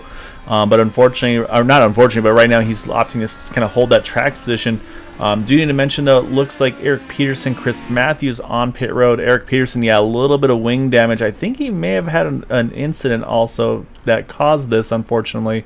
The 92 car I think his is a scheduled stop for 92. Unfortunately for Eric, looks like a lengthy stop as it's already up to 50 seconds for Eric. So not the night he was looking for in that 36 machine. And right now the next closest battle is between Dan Morera here and Jim Herrick. This is a top 5 battle here. So these are teammates, but you always want the top 5 bragging rights there, especially when you got your teammate going for the win possibly. Yeah, back to the Craig and Nick situation. Craig is lifting in these corners, so I'm not really quite sure what's going on here, but Craig might have realized he's been toasting his tires a bit too much, and he's trying to figure out what he can do to get ahead of Nick here. But he's got to act because you can't really save the tires once they're gone. So if he's going to make a move, he's got to make a move now. Yeah, I wonder if he's trying to do similar as Covey as he sends it, man. These guys are oh, Nick on pit road. That is not what we expected to see there. So Nick knew he couldn't make it. He decided to jump into pit road. So this is a big development. Covey as well. This is not something I expected to see here. So I think this kind of tells the tale. And again, if you I don't know if they maybe knew that this was going to have to happen or not, but I would have done that when they were on the reds, not on the blacks. So this is a bit of a surprise to me. But for Craig now, he's just got to kind of just back down the pace because he's got 15 seconds to play with now over new second place Matt Wagner. Yeah, I mean, Nick was definitely pushing the pace there, but I thought he was going to be able to play with the numbers to make sure that he made 11 laps. Covey was easily able to stay behind Craig and make up the time, so the Covey one is definitely a very strange one for me. The important thing for Nick, though, is he does come out still in the third position. He's only 3 seconds back off of Matt Wagner. And again, Matt pitted on 20 as well. So if Matt's going to try to save and make it to the end, this could still promote Nick to still have a top 2 finish here after it's all said and done. Kobe Moore is going to have a little extra work to do because he's got to get around Jim Herrick. He's got to get around Dan Marrera. And we know Dan can make it to the end because, again, he also pitted at lap 22 like Craig. So yeah, this is going to be very intriguing now to see. I say at this point, barring any mistakes, like I said, knock on wood and no commentator's curse, but for Craig, he just needs to be smart, make no mistakes here. I mean, he's got 15 seconds to play with at this point, so I would say you just be smart, hit your marks, and just kind of cruise to the end if you can. Easier said than done, of course, though. But actually, with that, Andrew, I mean, as a racer, and especially a fast one like you are, is it harder for you to kind of run clean and solid laps while trying to back your pace down just to play it safe? Are you kind of better in the zone when you're maybe running the 9/10, kind of maybe going, instead of not going 10 out of 10, maybe going 9 out of 10? Well, as soon as you go into a race, you know if it's going to be some sort of fuel strategy for sure. And you just have to commit to it from the green flag. So you take the green, you immediately start saving fuel in any way you can. You get behind someone, you back your pace down comfortably enough that you can run, mid-corner speed perfectly. It's just something that you have to commit to. It's not something that you decide on lap 3 or 4, maybe I should save some fuel. So if it's really close, like guys like Craig and Dan Marrera that have been saving fuel here, they know immediately from the green flag that they have to do whatever they can to save the fuel. So anytime they're in a situation where they're in a group of cars and they know they can lift a little bit early and still maintain their position, that's what they're going to go for. Yeah, right now, you see Kobe Moore on the button here, going to try to get by Jim Herrick. I say both of them had a little bit of a difficult difficult time there through Eau Rouge, as they now, it looks like Kobe's going to grab that spot, but man, we're going to jump back up to second because comes what's Nick. What's even more of a head scratcher is that both Kobe and Nick are on black tires. What is that call about? Well, I did look at the pit stops. They did take fuel only, so it was just a splash of fuel. So instead of a 9, they didn't switch the tires. Correct. Okay. Yeah, it was a 4-second stop for, or 4.7 stop for Nick, 5.1 for Kobe. So they went fuel only, saved themselves a little bit of time. So the black tires actually does make sense there. I follow that now. And right now, I'll say if indeed Nick couldn't have saved the fuel to get to the end, he's right on the back bumper of Matt, or rear wing, I should say, of Matt Wagner here by only about, 5/10 now. Matt's on the reds. He's going to have to fuel save to make it to the end. So Nick looks like will still wind up back up into second. Again, unfortunately, doesn't get a chance to defend his lead against Craig there with his pit stop. But so right now Nick's not going to lose a ton of spots as he's on the button here, going to try to catch that 6 machine. And we'll jump back to Kobe because Kobe's now going to set his sights on Dan Marrera. Again, Dan won't be as easy, though, because Dan can also make it to the end, and Kobe also on the button. So the green lights are definitely lighting up here. Dan has used his last push to pass, and Kobe's got 4 more. So that's going to be tough sledding. This might be difficult, yeah. And Nick has used 5 in the last 2 laps. So he's really trying to find anything he can here. And Jim Herrick on pit road, so also couldn't make it to the end. So that leaves another driver having to do the 3-stopper, and we're going to hop back on board with Nick because he is all over that rear wing. He's on the button as well, so I think that for this point for Matt Wagner, unless he goes on the button to defend, which I don't think he can. He's on the button right now. Oh, wow, I didn't expect to see Matt on the button. You're right, though, but Nick is, and he's got the draft and the button. Matt's going to protect, though. We'll see. Now it's going to be that braking duel. Black versus red tires. Oh, Kobe Moore in the wall here. Big hit for Kobe. Have to see what happened to him. He looks like contact between he and Dan Matt Marrera. And Nick are both off track. Oh man, it's all lighting up. So let's go back first. Let's see what happened to Dan and Kobe. So we're gonna back it up a little bit, going through Eau Rouge. And it looks okay initially. Let's see. I think. Oh yeah, just they come in together, both fighting for the same release there, then just brutal hits for the two of them. As you see the 87, you see the 26 machines there. I mean, there's obviously no way they can't drive back from that. These things have to tow. It's also then allows you see these other guys. Yari Brubacher, he's got to try to find a way to pick through the carnage here. But yeah, while all that was going on, let's go back now to that battle between Nick DeGroot and Matt Wagner here. So we'll Yeah, pick. They both tried to outbreak one another. It looks like. Yeah, kind of a breaking duel. We'll have to jump back live to that here in just a second. But so here's that breaking duel, and yeah, Nick sends it in deep, and then yeah, just overshoots it. Look at the slide here, right? They both go off there. Matt jumps back to the track there, but yeah, look at the respect given by Nick DeGroot. Says, yeah, I know, I went off track to gain the position. I'll give it back here. Let's go back live. They're doing the same thing. Same. Nick is wide. Matt's on the inside. Matt's not going to make the corner. Nick's going to have the short distance around and gets the power down, so move Nick up into second. Great battle, great respect as well between the two of them. Absolutely. That's a lot of respect right there. Matt knew he was going to miss the corner, and Nick didn't even bother turning in, so it all kind of played out the way that it really should have there, but that was a great battle, that entire lap between the two of them. They both were giving it everything they possibly have, and Nick is on the button to boot right now. Yeah, now Nick's trying to break that draft from Matt. And again, Matt has to be careful because, again, this is his fuel save stint, so he can't go full send here. He's got to make sure he can make 11 more laps because while we've been watching all this, we're 2 to go. And 19 seconds ahead of these guys is Craig Forsythe. I say he's loving life right now. But definitely heartbreakers, though, for Covey Moore, Dan Marrero, battling for a top 5 tonight. Just, yeah, like I said, fighting for the same real estate, unfortunately. Beneficiaries, though, going to be Jari Brupacher and Jeff Heisung move up to 4th and 5th. But remember, Jim Herrick, he came in on and hit pit road to take a splash of fuel as well. Actually, I think he took tires because here comes Jim. He's going to look for a top 5 here. Took a peek. Spot on Jeff here. Not yet, but I say this could happen because Jeff pitted on 21, Jim at 28. So I think Jim's got the fresher tires here as Craig is heading down to Blanchemont here for the second to last time. As like I said, he's just got to keep a pretty wheel for the rest of this one. So we'll focus on this battle for the moment. Then we're going to have to switch over to Craig here shortly to make sure we don't ignore our current leader in this thing in the 27 machine, as he does indeed head through Blanchemont here to get just about to get to this white flag here. Yeah, back to the incident with Covey and Dan Marrero there. Unfortunately, like as a driver, I know exactly what Covey was going through there. He wanted to try and measure up exactly where Dan was going to be past Eau Rouge. He definitely had a bit of target fixation there, just kind of glancing at where that car was, and he couldn't react fast enough and just drove right into him, unfortunately. And that happens. It's just one of those things in racing where you're trying to measure up and things come at you so fast, especially in these fast Indy cars, and there just was no time to measure it up. Oh man, Jeff Heisung just hangs on to that car as Jim Herrick was able to get by with those fresher tires, but that I think was honestly a race-saving save for Jeff Heisung because that car was almost out of control there. So that moves Jim up into the top 5 here.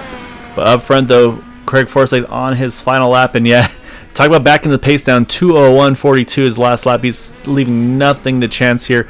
Probably make sure he's has enough fuel in the tank to maybe do some burnouts at the end of this thing. That's how much of a lead he's got to work with. So Craig, I mean, he worked the numbers.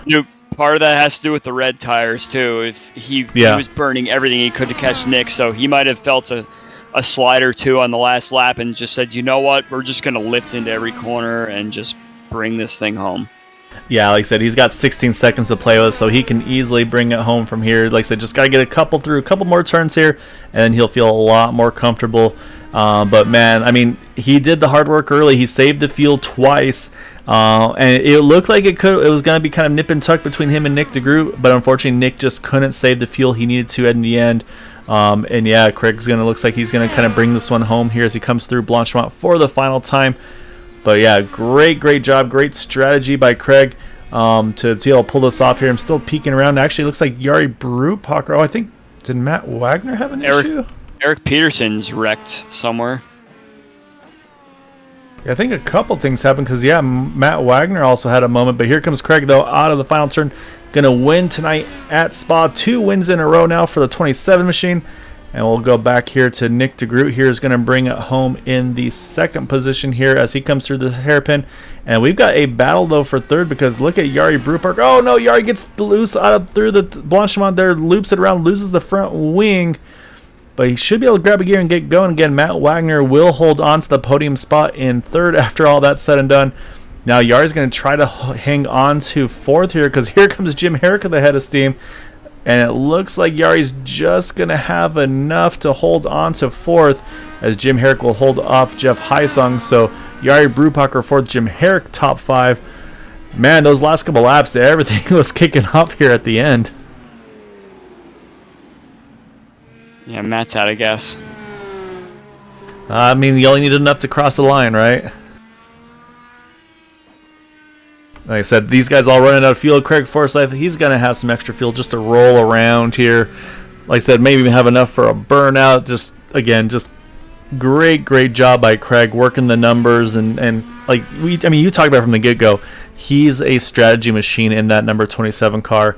And I think he's going to actually, looks like he's going to park it here and maybe do a little bit of extra celebrating here, maybe waiting for a teammate. Oh, yeah, looks like a little post-race chat between he and Nick DeGroot here. But, man, what a battle those two put on tonight. And just strategy did the job here tonight for Craig. I can't believe that this came down to an actual fuel strategy situation that Nick couldn't dig his way out of. I thought for sure that he was going to be able to figure something out in that last stint, especially because he had that big lead, but it just wasn't enough for him to do. Yeah, it was definitely a lot of strategy tonight. So now what we got to do is, well, actually, before we pull up our interviews, we'll go ahead and first pull up our final. Actually, I think we're still waiting for our final results. Got a couple of drivers trying to make it through the start-finish line still to finish their official results here. I think we've just got it, so now we can formally show, Eric Peterson as he just sends it off into turn 1 full tilt there. Matt Wagner, though, finishing third. So Craig Forsythe, our winner by 15 seconds over Nick DeGroot. Matt Wagner third. And then you got Jari Brubacher holding off Jim Herrick. Jeff Heisong rounds out our top 6 here.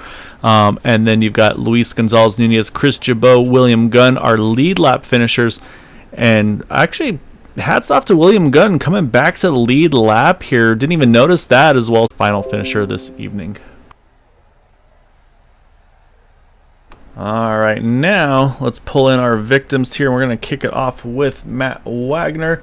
And Matt, you kind of had to save the fuel saving till the very end there on your final stint.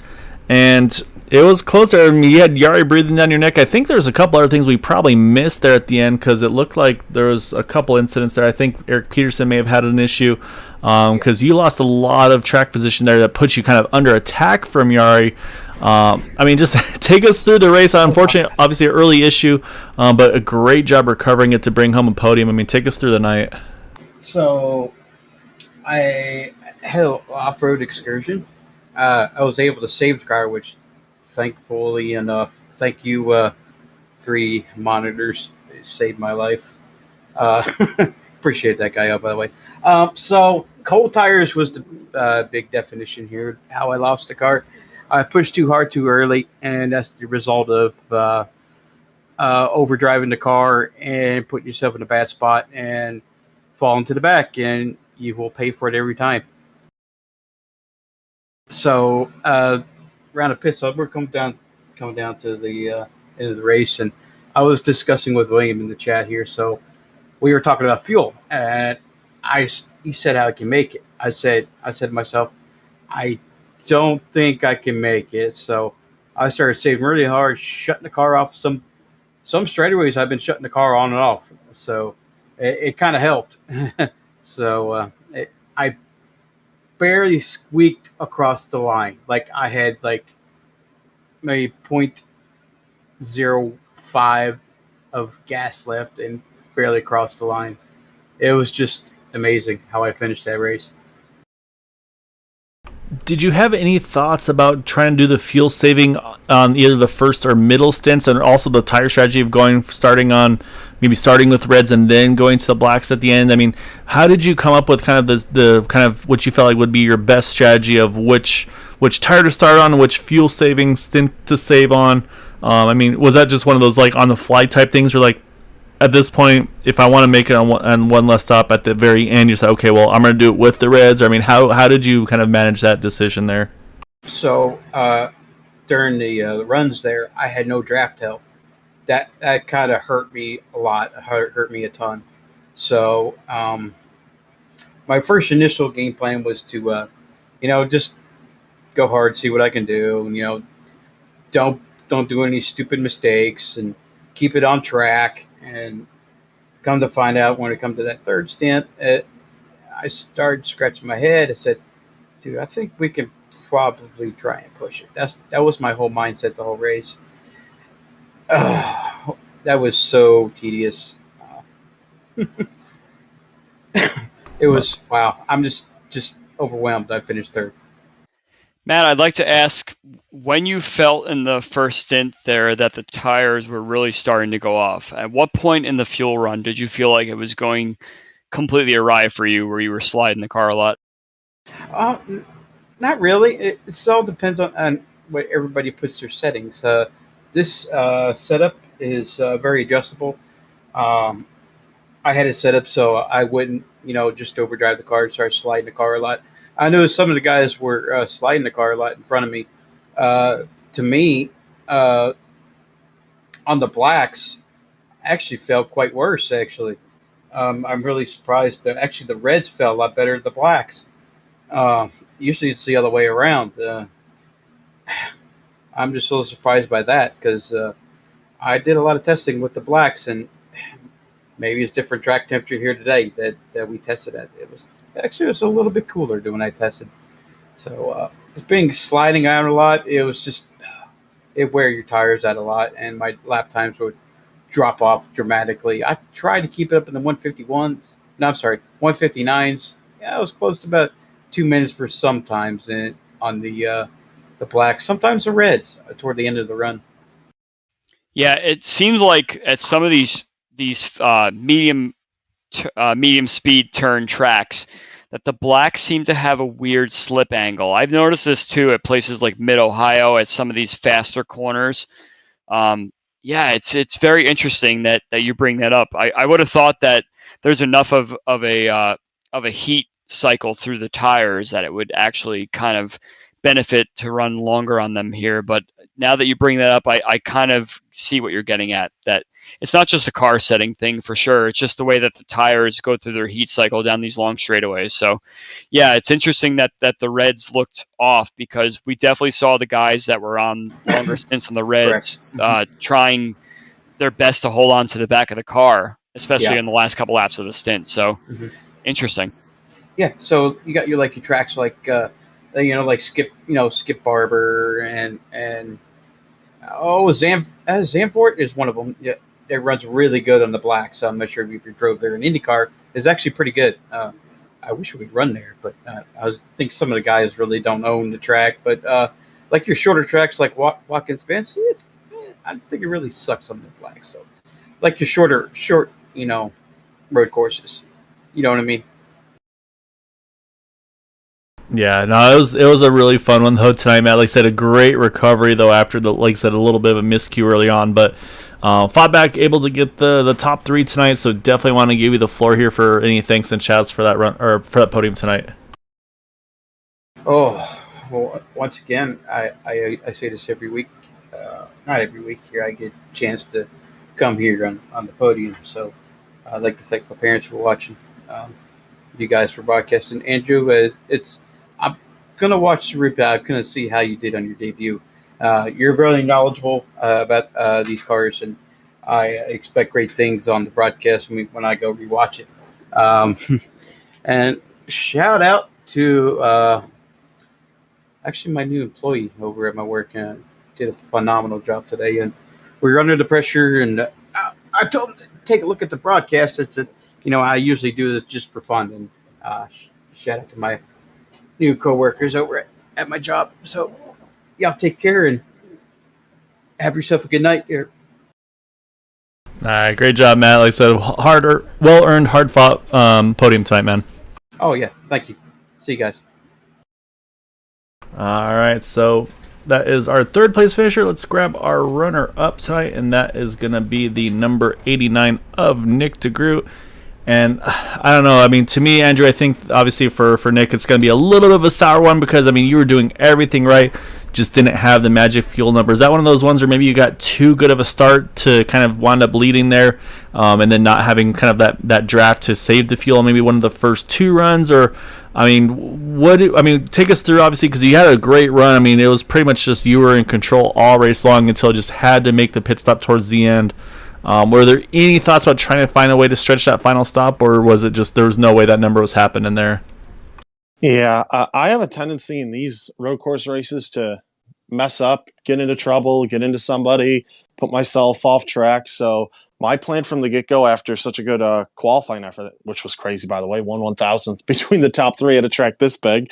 But yeah, my plan was just go for it. And especially when Craig made that mistake and an incredible save as well. And I was able to get the lead, and Covey got up to second. He had an amazing start. So I'm like, all right, we're 1-2. Let's just keep going. Let's keep charging. And I was hoping that maybe we could get a big enough gap where maybe we could come and get a splash and still be out in front. But Craig did such a good job at fuel saving. He managed to counter that. Everybody else, we were able to make that extra stop. And I know there were a couple more like Dan who were on Craig's strategy, but we were far enough ahead of them that we were able to either come out in front of them after the pit stop or with the tires be able to just overtake them, and a little help from push to pass as well. But yeah, there was a little a little thought though, like, man, I really like leading. Can I stretch this last run? And I probably could have, but I would have lost the lead anyway in saving. So might as well put down some strong laps and finish second either way. So yeah, it was just a well-executed race from Craig. Like I said to him after the race, it was an amazing save followed by an amazing fuel save. So congrats to him. Glad I was able to get second, and bummed though we couldn't round out the podium there with Covey. He had a really good, strong race too. It was great to see him show up, but good job on Matt. He was running out across the line. So yeah, he did a good job stretching it. Yeah, for me, how your race played out, Nick, it seemed like you and Covey were on those reds. Everybody else was on the black tires. It really did seem like you two kind of pre-strategized at the beginning of the race to try and run away from the field as best as you possibly could because you knew you had to run the blacks. I speculated that maybe you weren't so comfortable on them. That's why you did the double red strategy there. And It seemed like you were just trying to get as far ahead as you possibly could so that when the black tires came into sequence for you, that you were going to just kind of ride them and feel them out and see how they'd be, and then eventually drop back a little bit. But then once you got a little more comfortable, to go forward a bit. I was surprised to see you pit there because I thought that you would have had enough of a strategy going there that you would make that last stint work. So I was very surprised to see you come in there. And yeah, take us through what you went through in that last stint there, what you were thinking from beginning to end. Yeah, like I was saying, it was just I had the lead. I did not have a big lead because Craig's really good at keeping up pace while saving fuel. But the more I thought about it, I'm like, I can stretch this, but it's probably going to cost me a lead either way because he's only a couple seconds behind me. He's not going to have to save anymore. I'll be on the black. So if I pit, where am I going to come out? It's like, well, I might come out behind a couple people, but I'm going to be really close to them. We're faster than them. We'd have the tires would be right at the prime moment, the black tires, that is, or if it went to reds, I could have had fresh reds. But yeah, so I just thought about it. I'm like, I'm finishing second if I fuel save and cut out the stop, and I'm finishing second if I pit. So I figured might as well pit. And yeah, it was fun battling with Matt there at the end. It was a little scary at one point. Blew that one corner, but yeah, I think if I wanted to be on Craig's strategy, I needed to be on it from the very start. Couldn't switch it up mid-race. And yeah, you're right when you say that I didn't feel very comfortable on the blacks. I did not like those tires. It was even at the point where I made that pit stop, the last pit stop, I was like, maybe I'll jump on the reds, even though there's only a few laps on these blacks because I really don't like them. But then I'm looking at the deltas. I'm like, oh, then I'll come out behind Dan and Herrick and probably even Covey because he's not going to take tires. So I'm like, might as well just stay on the blacks. Use the push to pass and go to that. So yeah, I think the only way I'm winning that race is if I'm saving from the very start. Yeah, you definitely held those push to passes close to you for the whole race. We noticed as well. So it seemed like you were going to jump on some tire there. So it kind of took me by surprise that you didn't take tires there. But yeah, I'm sure that the staying on the blacks and just taking fuel only was the way to go. Yeah, I was a little nervous too when I saw this guy Andrew Wood enter the server. I was very relieved when I realized he was going to be in the booth and not on the track. I'll tell you that. Yeah, with no practice, we'll see how that goes. Yeah, it's good race, good road course race. I'm usually not up there battling like that in these races, so it was good change of pace to be up there on the podium, leading a bunch of laps. And that's what I was going to mention too. Is as you've kind of talked about the road courses kind of being your kind of your place to improve, if you will. I mean, was it a lot of laps tonight or before tonight's race or just off season? I mean, because you were on it tonight, and you also mentioned the battle with Matt. I mean, that was something that that Andrew and I were commenting, was just the respect there between the two of you. Where You both were sending it there into the turn. You overshot a little bit, had to go through the grass, but you gave the spot back, and then you go back after it one more time. And it's like the respect that you guys have as competitors is just top notch. I'd say, because again, you are used to racing with Craig and Matt and all these guys week in and week out. So was that one of those ones where like it wasn't even second thoughts? Like, yeah, I'm giving this one back. I'm gonna go after it again. And then again, another great fight there through the bus stop, going back and heading towards start finish line. It was really cool. I say Andrew and I definitely really enjoyed that part of that race for sure. Yeah, it was a great race or a great battle. And if I'm being honest, in the moment, I wasn't that excited about it. I was like, come on, Matt, get out of my way. I got places to be. But after the fact, looking back on it, it was a really cool battle there, going out at it with him. And yeah, I'm actually glad I blew that corner because he blew it as well. And if I had turned in and he blew the corner, that could have been something ugly. So it worked out in the end for everybody involved. And yeah, got some good points. And I think just for my pace tonight, which is completely different than what I had at Monza when we last raced on a road course where I was wrecking for 12th place, I think it just comes down to the fact that I really prepared for this one. And it's a track I know really well. I'm really familiar with Spa, raced here in a lot of different cars, won here in F1 cars and Ferrari challenge cars and official races. So yeah, it's a track I like, track I'm familiar with, and it was fun. I'm glad we get to go to a road course once a season. Yeah, it was a lot of fun. Like I said, you put on a show. Like I said, just ran away with it at the beginning, but just unfortunately the fuel mileage kind of bit you tonight. That's where Craig will get you a lot of times. That guy's a monster there. But definitely though, got to give you the floor here though for that runner up tonight, Nick. For thanks and shouts for that result tonight, because yeah, it was a great run for you tonight in that number 89 machine. So floor is yours, sir. Yeah, thank you to everybody at Factorback Motorsports. From covenmore.com, motorsport.com, Canvas Shoes, who has a new website. You can check them out at canvasshoes.com. Cowboy Shit, everybody else who supports us. Can't wait for the next one. All right, man. Great job tonight, Nick. Look forward to seeing the rest of the season. Yeah, thank you, guys. Good job, Nick. Thank you, Andrew. All right, well, that leaves us one person left to chat with. That is going to be our race winner in that number 27 of Craig Forsythe. Had a little bit of insider info from Craig saying, if we can make it, we're going to have to save and save hard.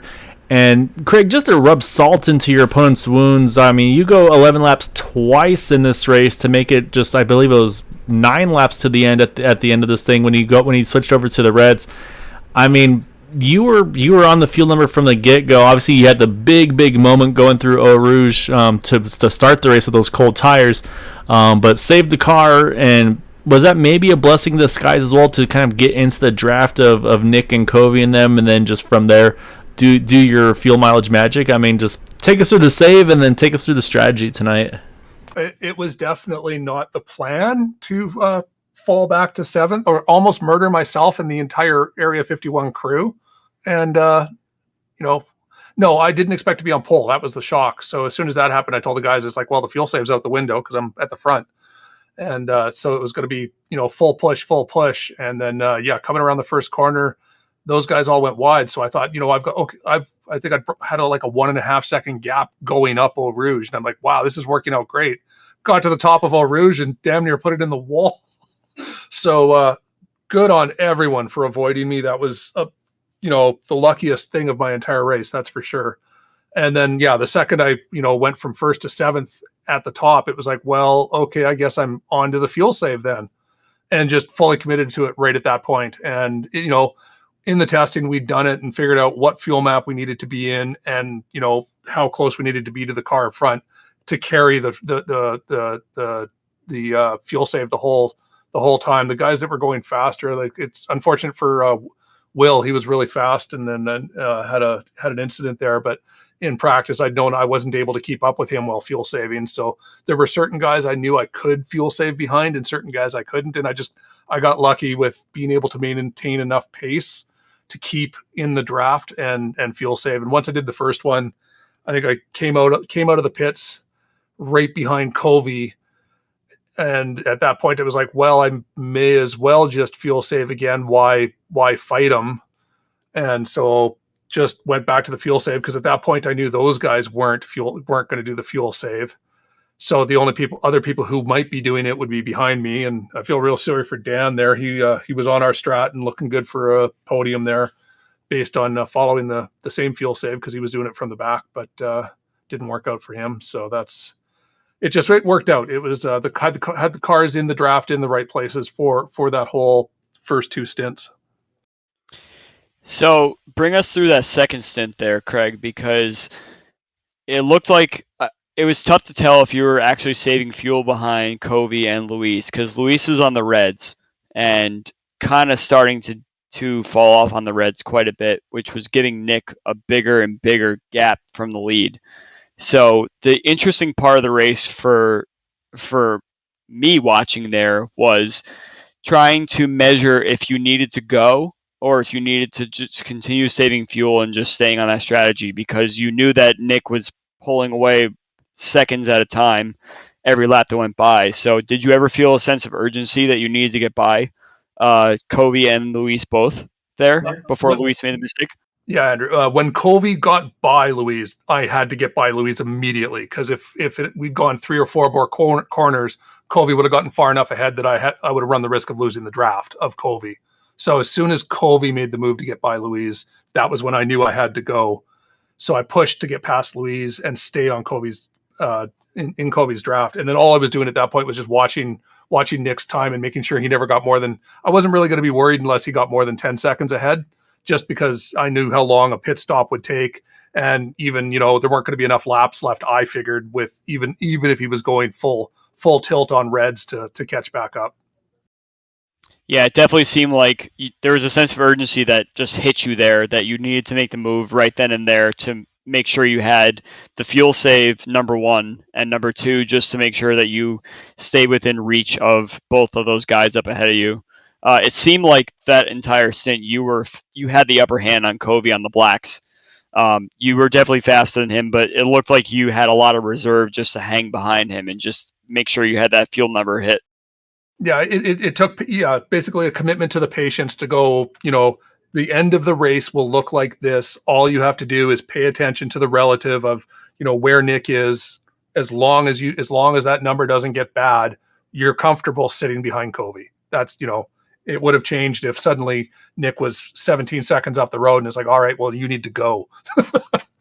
Yeah, it looked like you had a flyer of a pit stop there at the end too, which allowed you to kind of come out on the Reds right behind Covey.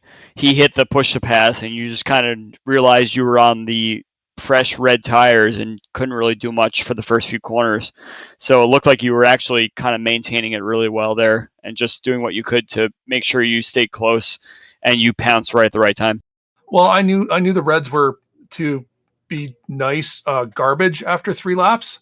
So I wanted to do nothing that pushed them at all, just in case I, got stupid and did an off track or something that cost me time. So it would, even though I was now on the Reds and only had 9 laps left, I didn't want to push it and be silly, just because once I'd come out at that point, I knew everyone ahead of me had no choice but to pit. So it was my race was at that point only the guys behind me.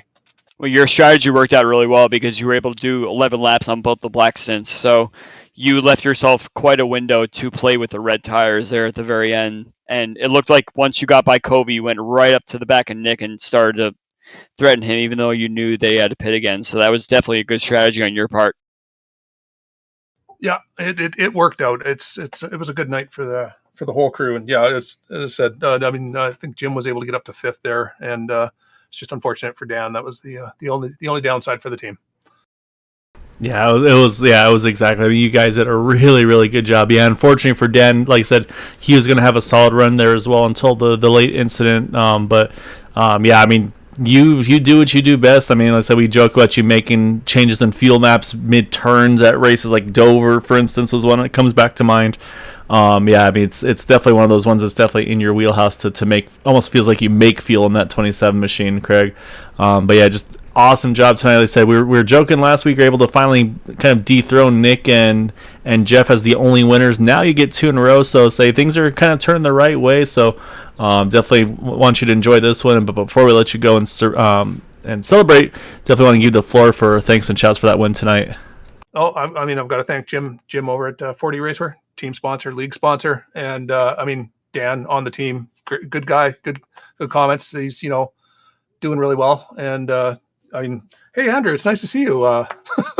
Good to chat with you, man. And Gael, as always. And no, it's as I said, I'm always saying I love all the guys in Area 51, and I like them even more tonight because they were able to avoid me on my Eau Rouge screw up. So it was a good night. Now, great job tonight, Craig. Go enjoy this one. We'll get you back over to your team. And yeah, so enjoy this one and look forward to seeing you soon. Congrats again, man. Thanks, guys. Have a good night. Stay safe. Congrats, Craig. Yep. All right, Andrew, that is our top 3 finishers for tonight. Craig getting the big win this evening. But man, like I said, it wasn't the easiest thing for Craig. Kind of had to had that big pucker moment to kick off the race, but then like I said, almost maybe put him in the right place at the right time on the fuel mileage, the drafting. But I mean, obviously he had to hustle. You could tell by the way he was talking, like he had to work hard just to make sure he stayed in the draft to make that fuel mileage work. So it definitely wasn't a Sunday afternoon drive for him.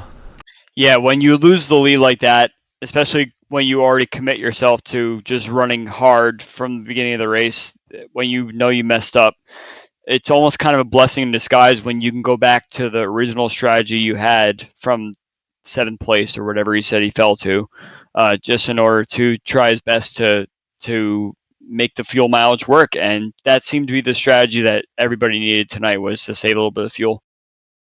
Yeah, saying he's one of the best at that. So that being said, though, that's going to do it for us this evening. Andrew, it was a pleasure to do this with you. So I know we've talked about it a little bit before.